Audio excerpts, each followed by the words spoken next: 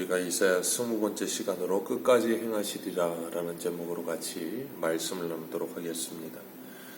오늘 17절에 본문 위에 17절을 보면 이스라엘이 비친 불이요 소멸하는 불이라 그러셨습니다. 소멸하는 불인 그것이 태우는 것은 교만한 아수르를 하루 사이에 그 가시와 찔레가 소멸되도록 태우신다라고 말씀하세요. 하나님께서 하나님의 손에 몽둥이로 사용하신 그 아수르가 스스로 교만하여 하나님의 자리에 올라서게 되고 하나님의 하신 일을 모르고 자신이 마치 헤롯 왕과 같이 하나님께 돌려야 할 영광을 자기가 취하게 됐을 때 하나님께서 그들을 심판하시는데 하루 사이에 그들을 소멸하실 것이라 그렇게 말씀하십니다. 그러면서 24절 말씀에 보면 하나님이 이렇게 말씀하세요. 너를 때리며 몽둥이를 들어 너를 칠지라도 그를 두려워하지 말라. 그렇게 말씀하세요.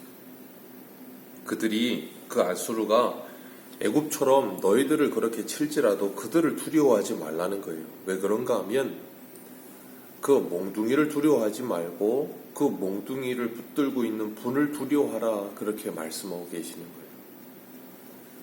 18절 말씀 우리 같이 한번 읽어볼까요? 18절입니다. 시작.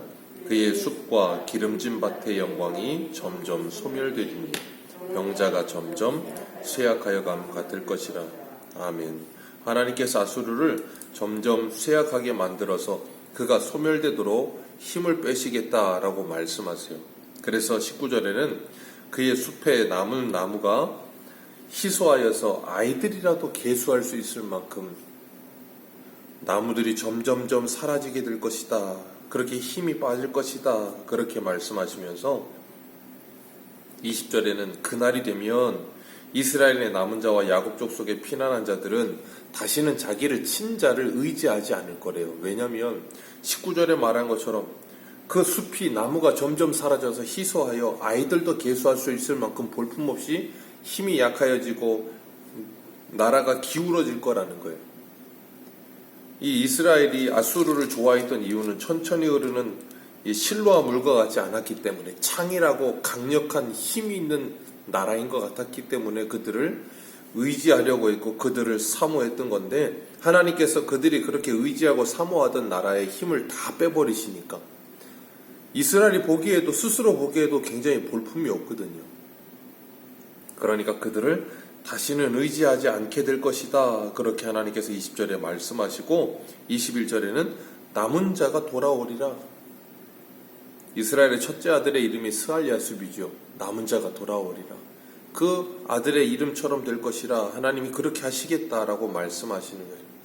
하나님께서 이스라엘이 이 아수르를 의지하고 그 도움을 간절히 원했으나 그들이 하나씩 무너지고 그들 보기에도 아수르가 볼품없어져 보이듯이 하나님께서 오늘 우리들에게도 우리가 의지하는 오늘날의 아수르와 같은 것들 우리가 보기에 강력해 보이고 매력적으로 보이고 굉장히 능력이 있어 보이는 것들 하나님이 아닌 하나님의 손에 붙들려 있는 것들을 자꾸 우리가 집중하게 될 때 하나님께서 그런 것들을 하나씩 제하시면서 그것들의 힘을 빼시겠다는 거예요. 그래서 우리 스스로가 그것을 보면서도 이건 아니구나 하는 생각이 들도록 하나님이 그렇게 하시겠다라고 말씀하시면서 23절에 이렇게 말씀하세요. 이미 작정된 파멸을 주 만군의 여호와께서 온 세계 중에서 끝까지 행하시리라.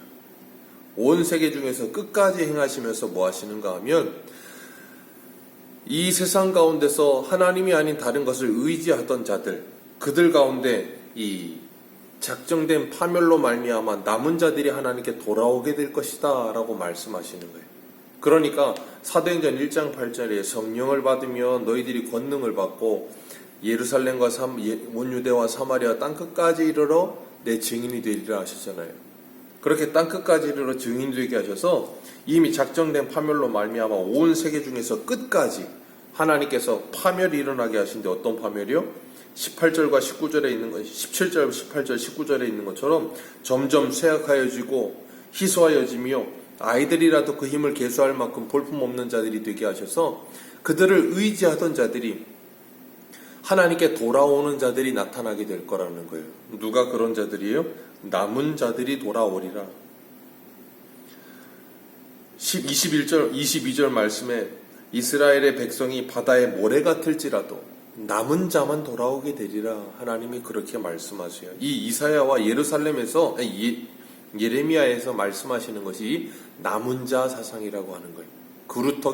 그루터기 사상이라고도 하는데, 하나님께서 남겨둔 자들이 하나님께 돌아오게 될 것이다 라고 말씀하세요.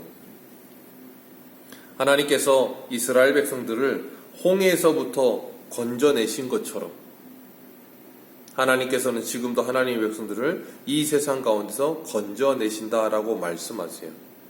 사도 바울이 고린도전서에 보면 이스라엘 백성들이 홍해를 건넌 것을 세례를 받은 것으로 표현하잖아요. 그런 것처럼 예수 그리스도와 함께 죽고 예수 그리스도와 함께 살아난 존재들, 애굽에서 보면 홍해 바다에 들어가기 때문에 그들은 죽으로 들어가는 모습이죠.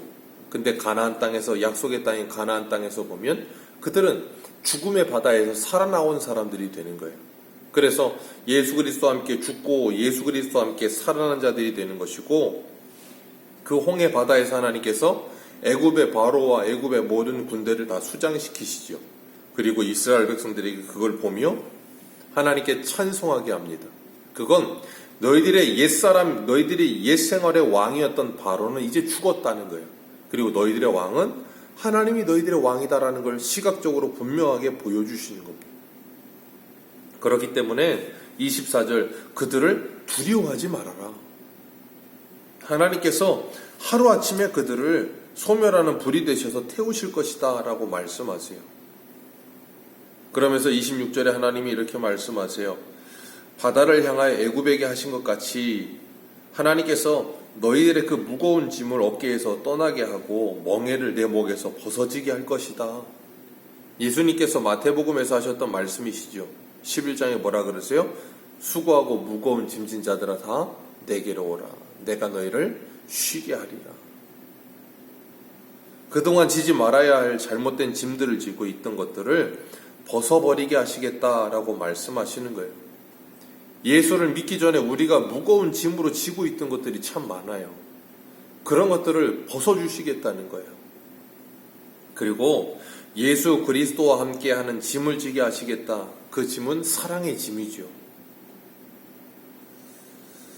사랑을 가지고 서로 종노릇하며 그리스도께서 우리를 섬기신 것처럼 섬기는 자 되어 살아가는 삶을 살도록, 그래서 천천히 흐르는 실로아물이 좋아지게 하시는 거죠.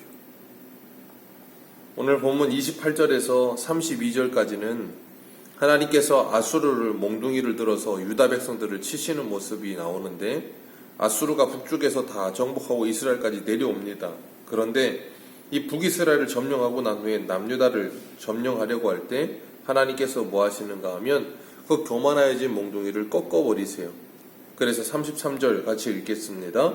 시작. 보라, 주 만군의 여호와께서 혁혁한 위력으로 그 가지를 꺾으시리니 그 장대한 자가 찍힐 것이요 그 높은 자가 낮아질 것이며 쇠로 그 빽빽한 숲을 베어버리니 레바논의 권능 있는 자에게 배임을 당하리라. 하나님이 이렇게 말씀하세요. 이런 하나님께서 아수르를 진멸하시는 이런 일들이 17절에 어떻게 해요? 하루 사이에 일어날 것이라.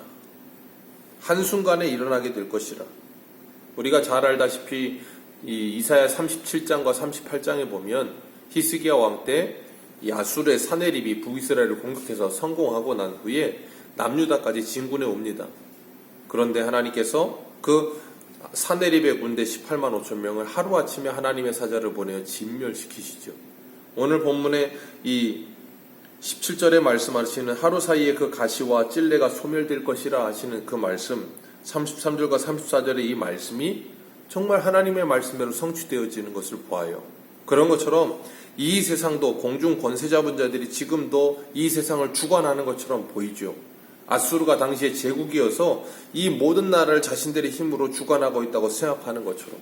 그런데 그런 나라들이 무너질 때면 어떻게 무너져요? 한순간에 무너져요.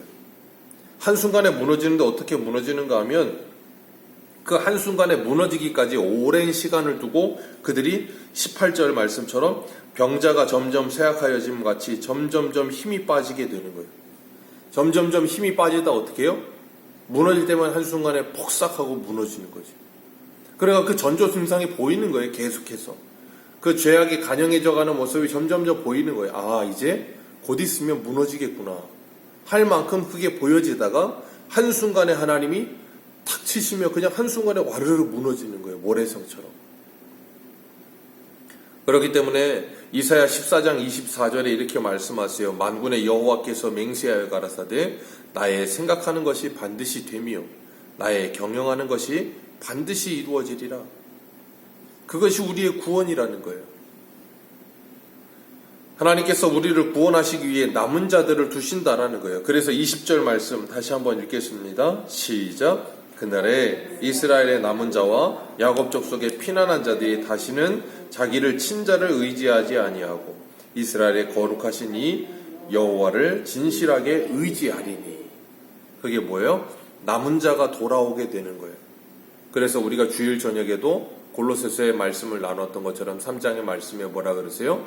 땅의 것을 바라보지 말고 위의 것을 바라보며 생각하라. 그게 뭐예요? 우리를 친자를 더 이상 바라보지 않고 위를 바라보게 되는 거죠. 아수르와 애굽을 두려워하지 않고 하나님을 경외하게 되는 거죠. 그게 바로 이 땅의 남은 자로 살아가는 성도들의 모습인 줄로 믿습니다.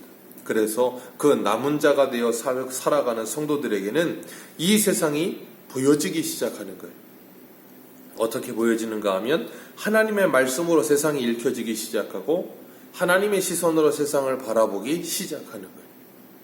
그렇게 될 때 이 이사야와 같이 하나님의 말씀을 증거하게 되는 겁니다. 어떻게 증거하게 돼요? 예레미야도 그렇고 이사야도 그렇고 당시에 이 남유다가 잘 나가고 있을 때예요. 남유다가 잘 나가고 있을 때인데도 뭐라 그러세요? 너희들은 애굽을 의지하지 말아라. 너희들은 아수르를 의지하지 말아라. 너희들은 하나님을 바라보아라. 왜요? 그 애굽은 그 코끝에 있는 숨이 끊어지면 그냥 끝나버리는 사람이지 신이 아니다. 아수르도 하나님께서 하루아침에 소멸하시면 소멸되어 버릴 나무에 불과하지 아무것도 아니다 라고 말씀하시면서 이 세상에 잠시 있다 사라지는 것들을 의지하지 말고 영원하신 하나님을 바라보라고 말씀하시는 거예요. 오늘도 그 하나님을 의지하며 이 땅 가운데서 하나님께 부르심을 받은 자들로 남은 자로 살아가는 복된 하루 되시기를 주님의 이름으로 축복합니다. 기도하겠습니다.